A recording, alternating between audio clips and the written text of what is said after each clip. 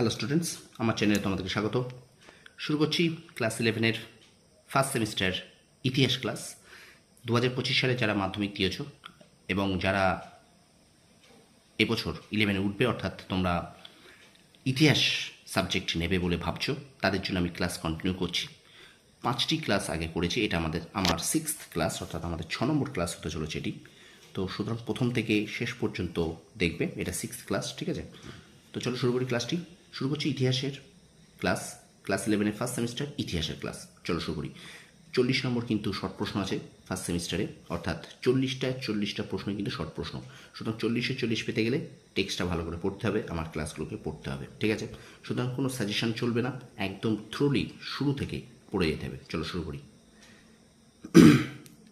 দেখো, নব্যপ্রস্তর যুগ বলছে, নিওলিথিক ইজ এ এজ, ঠিক আছে? তাহলে দেখো, প্রথমে পড়ি।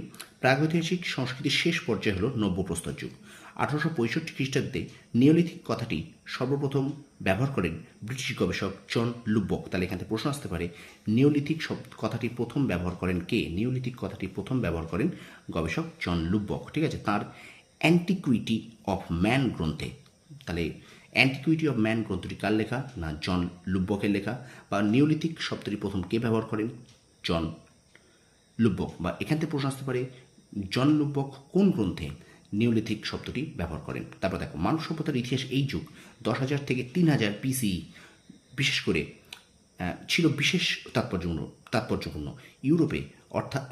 ইউরোপে ব্যান্টে কেরামিক সংস্কৃতির অন্তর্গত ফ্রান্স, জার্মান, পোল্যান্ড এবং ভারতীয় উপমহাদেশের মেহেরগড়,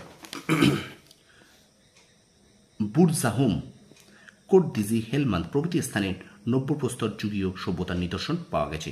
এই সভ্যতার বৈশিষ্ট্যগুলি এবার আমরা পড়ব, ঠিক আছে? এই যুগের মানুষ প্রথম ফসল ফলাতে শেখে। এটা খুবই গুরুত্বপূর্ণ যে নব্যপ্রস্তর যুগে মানুষ কিন্তু প্রথম ফসল ফলাতে শেখে। তারা এই যুগে খাদ্য সংগ্রহ থেকে খাদ্য উৎপাদকে পরিণত হয়। এছাড়া খাদ্যের প্রয়োজনে তারা প্রথম পশুপালন শেখে। তাহলে প্রশ্ন আসতে পারে, কোন যুগে মানুষ প্রথম পশুপালন শেখে? না, হয়ে যাবে নব্যপ্রস্তর যুগে কিন্তু প্রথম মানুষ এই নব্যপ্রস্তর যুগে কিন্তু মানুষ প্রথম ফসল ফলাতে শেখে বা পশুপালন শেখে। এই প্রত্যেকটা পয়েন্ট কিন্তু ভীষণ গুরুত্বপূর্ণ হতে চলেছে। সুতরাং এখান থেকে একটা লাইনও কিন্তু বাদ দেবে না, কারণ এই বৈশিষ্ট্যগুলো কিন্তু আমাকে মনে রাখতে হবে শর্ট প্রশ্নের জন্য, ঠিক আছে? বারবার বলছি, এইভাবে কৃষিকাজ ও পশুপালনের সূচনা করে এই যুগের মানুষ বিপ্লব ঘটায়। এই জন্য প্রত্নতত্ত্ববিদ Gordon Childe Man Makes Himself গ্রন্থে, দেখো তাহলে ম্যান মেক্স হিমসেলফ গ্রন্থের কার লেখা? না, গর্ডন চাইল্ডের লেখা। গ্রন্থে নব্যপ্রস্তর যুগের বিপ্লব বলে আখ্যা দিয়েছেন। বা কে নব্যপ্রস্তর যুগের বিপ্লব বলে আখ্যা দিয়েছেন? না, গর্ডন চাইল্ড। কোন গ্রন্থে? Man Makes himself.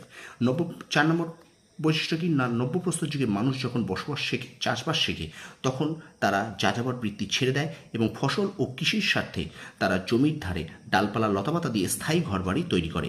এগুলি পরে বসতি অঞ্চলে পরিণত হয়। তা থেকে গড়ে ওঠে নগর কেন্দ্রিক সভ্যতা। পরে দেখো, এই যুগে মানুষ কাপড় তৈরি করতে শেখে। তাহলে এই পয়েন্টগুলোকে, চাকার ব্যবহার শুরু করে, সমাধি নির্মাণ করে, কৃষিকাজে লাঙল ব্যবহার করে, জলপথে যাতায়াতের নৌকা ব্যবহার করে। এই প্রত্যেকটা পয়েন্ট কিন্তু আমাদের মনে রাখতে হবে, কারণ এখান থেকে কিন্তু শর্ট প্রশ্ন আসবে। মৃৎশিল্পের ব্যাপক উন্নতি সাধন করে, যেমন মৃৎপাত্রের গায়ে অলঙ্কারের কাজ। খুব সম্ভবত এই যুগে ভাষার বিকাশ তথা উন্নতি হয়, পেশাভিত্তিক বিভিন্ন শ্রেণীর উদ্ভব হয়। তাহলে ভাষার বিকাশ হয়, পেশাভিত্তিক বিভিন্ন শ্রেণীর উদ্ভব হয়, সামাজিক জীবনে পরিবারতন্ত্রের উদ্ভব হয়। সামাজিক জীবনে পরিবারতন্ত্রের কিন্তু উদ্ভব হয়। তাহলে এখান থেকে এইগুলো কিন্তু প্রত্যেকটা পয়েন্ট আমরা যদি এখানে কিন্তু আমাদের মনে রাখতে হবে, ঠিক আছে? প্রত্যেকটা কিন্তু নব্যপ্রস্তর যুগের বৈশিষ্ট্য।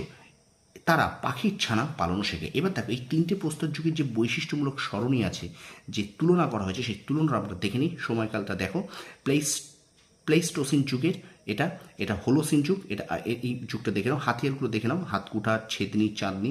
এবং এখানে তোমার মধ্যপ্রস্তর যুগে কিন্তু ছোট, হালকা, ধারালো নানা হাতিয়ার, এবং হাতিয়ার এখানে নব্যপ্রস্তর যুগে হাতিয়ার হালকা ও ধারালো। জীবিকা, প্রাচীন প্রস্তর যুগে খাদ্য সংগ্রহ, ফুল সংগ্রহ, এখানেও তাই। এগুলো একটু দেখে নাও, এগুলো কিন্তু তোমাদের শর্ট প্রশ্নের জন্য ভীষণভাবে ইম্পর্টেন্ট, ঠিক আছে? তো এই পার্টটাকে তোমরা একটু ভালো করে দেখে নাও।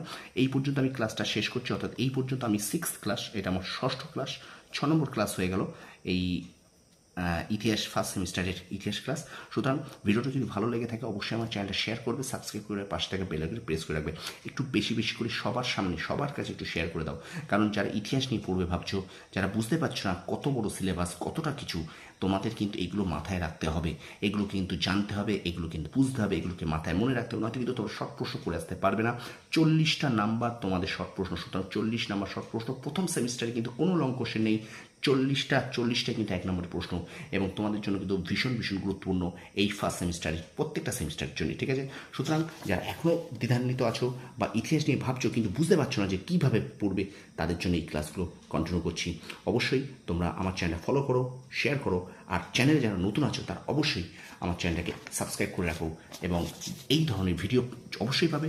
আর এই সপ্তাহের মধ্যেই আগামী রবিবার অর্থাৎ আগামীকাল আমি কিন্তু রাষ্ট্রবিজ্ঞান থেকে তোমাদের সিলেবাস নিয়ে আসবো। অতএব তোমরা অবশ্যই আমাকে সাপোর্ট করো, আমার ক্লাসটা কেমন লাগছে অবশ্যই কমেন্ট বক্সে কমেন্ট করে জানাও, ঠিক আছে? তোমরা বেশি বেশি শেয়ার করে দাও, আর অবশ্যই পাশে থাকা বেল আইকনটি প্রেস করে রাখো। ধন্যবাদ।